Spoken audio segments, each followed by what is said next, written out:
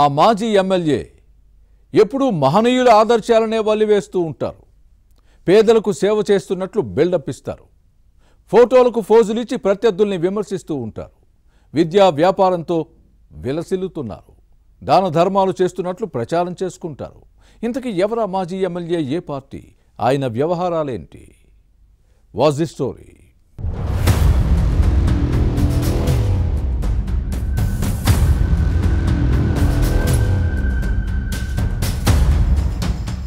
విశాఖలో దక్షిణ నియోజకవర్గ వైసీపీ ఇన్ఛార్జ్ వాసుపల్లి గణేష్ నిర్వహిస్తున్న విద్యా సంస్థల వ్యవహారాలు వివాదాస్పదమవుతున్నాయి. భారీగా ఫీజులు గుంజుతూ ప్రామాణిక విద్య బోధించడం లేదనే విమర్శలు ఉన్నాయి. తన రాజకీయ ప్రయోజనాల కోసం విద్యార్థుల భవిష్యత్తును పణంగా పెడుతున్నారనే ఆరోపణలు లేకపోలేదు. ఇప్పటికే వైజాగ్ డిఫెన్స్ అకాడమీని నిర్వహిస్తున్న వాసుపల్లి గణేష్ ఇటీవల రామబాణం పేరుతో మరో విద్యా సంస్థను ప్రారంభించారు. విద్యనే వ్యాపారం చేసుకుని అక్రమంగా కోట్లు సంపాదిస్తున్నారని వాసుపల్లిపై ఆరోపణలు ఉన్నాయి. విశాఖలో ఫ్యాన్ పార్టీ పరంగా ఏమైనా నిరసన కార్యక్రమాలు చేసినప్పుడు జనాలు రాకపోతే తమ సంస్థల నుంచి విద్యార్థులను తరలించడం పరిపాటిగా మారింది. అప్పట్లో 3 రాజధానుల పేరుతో చేసిన కార్యక్రమాలు వాసుపల్లి విద్యా సంస్థల విద్యార్థులనే పంపేవారు. నగరంలో ఆశీలుమెట్టలో వాసుపల్లి పార్టీ కార్యాలయంతో పాటు కాలేజీ ఒకే భవనంలో ఉన్నాయి. అంతేకాదు, గత ఎన్నికల్లో ఓటర్లను ప్రలోభ పెట్టేందుకు కోడి, క్వార్టర్ మందు బాటిల్ ఈ భవనం వేదికగానే పంపిణీ చేశారు. విద్యా సంస్థలను రాజకీయాల కోసం వాడుకుంటున్నారనడానికి ఇదో మచ్చుతునక.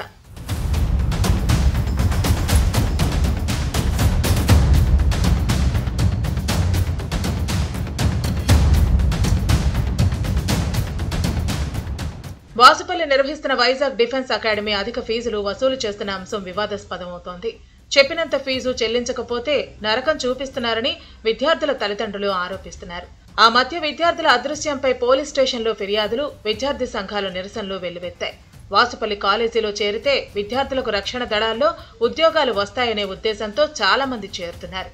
కానీ ప్రతి ఏటా ఇక్కడ చేరిన వారిలో వందల సంఖ్యలో మళ్లీ వెనక్కి వెళ్లిపోతూ ఉంటారు. కొందరు ఇక్కడ ఇమడలేక కళాశాలనే వదిలేస్తున్నారు. ఇలా వెనక్కి వెళ్లిపోయేవారే ఆదాయ మార్గంగా మారుతోంది.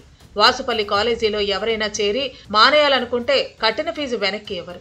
ఒకవేళ మొదటి సంవత్సరం చదివి 2వ ఏడాది టీసీ తీసుకోవాలనుకుంటే మొత్తం ఫీజులో సగం చెల్లించాలి. ఇలా ముక్కుపిండి గుంజుతారు.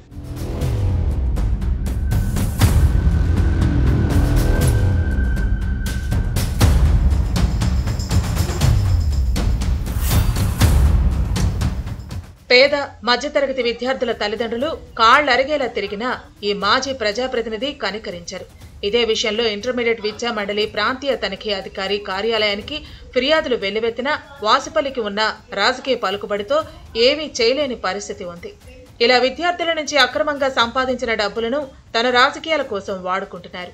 అంతేకాదు, ప్రభుత్వానికి సైతం విరాళాలు ఇస్తున్నానని కలరింగద్దుతారు. పేదలకు దాన ధర్మాలు చేస్తున్నానని బిల్డప్ ఇచ్చుకుంటూ ప్రచారం చేసుకుంటున్న ఈ వైసీపీ నేత తీరును విద్యార్థులు, వారి తల్లిదండ్రులు చీదరించుకుంటున్నారు. వాసుపల్లి ఏ అంశం ప్రస్తావించినా తన మాట ముందు వెనక మహాత్మా గాంధీ, సుభాష్ చంద్రబోస్, అంబేద్కర్ పేర్లను ఉచ్చరిస్తారు. వారు చెప్పిన సూక్తులను వల్లెవేస్తారు. కానీ ఆ మహనీయులు చూపిన మార్గంలో పయనించరు. వారు చెప్పిన ఆ ధర్మాలను పాటించరు. వాసుపల్లి నీతి గురువిందగింజ రీతిని తలపిస్తోందన్న విమర్శలు వస్తున్నాయి.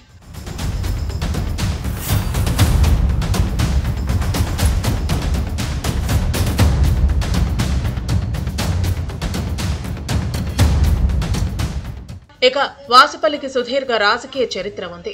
ప్రజారాజ్యం పార్టీ నుంచి పొలిటికల్ ఎంట్రీ ఇచ్చిన ఈ నేతలు ఆ తర్వాత టీడీపీ ఎమ్మెల్యేగా 2 సార్లు గెలిచారు. 2019లో తెలుగుదేశం శాసనసభ్యుడిగా ఎన్నికై వైసీపీలో చేరినా బాగానే సంపాదించుకున్నారని అంటారు. ఏ పార్టీ అధికారంలో ఉంటే ఆ పక్షం పంచన చేరటం ఈ నేత నైజం. తన విద్యా వ్యాపారాన్ని నిరాటంకంగా కొనసాగించుకునేందుకే అప్పట్లో వైసీపీలో చేరారనే విమర్శలు వచ్చాయి. తన స్వార్థం కోసం విద్యార్థుల ప్రయోజనాలను పణంగా పెడుతూ అవకాశవాద రాజకీయాలు చేసే ఈ నేత గాంధీ, అంబేద్కర్, సుభాష్ చంద్రబోస్ ఆదర్శాలను వల్లెవేయటం విడ్డూరంగానే ఉందని వ్యాఖ్యలు వినిపిస్తున్నాయి. ఆ నేత విద్యా సంస్థల్లో జరుగుతున్న ఫీజుల దందాలపై ప్రభుత్వం ఎలా స్పందిస్తుందో చూడాలి.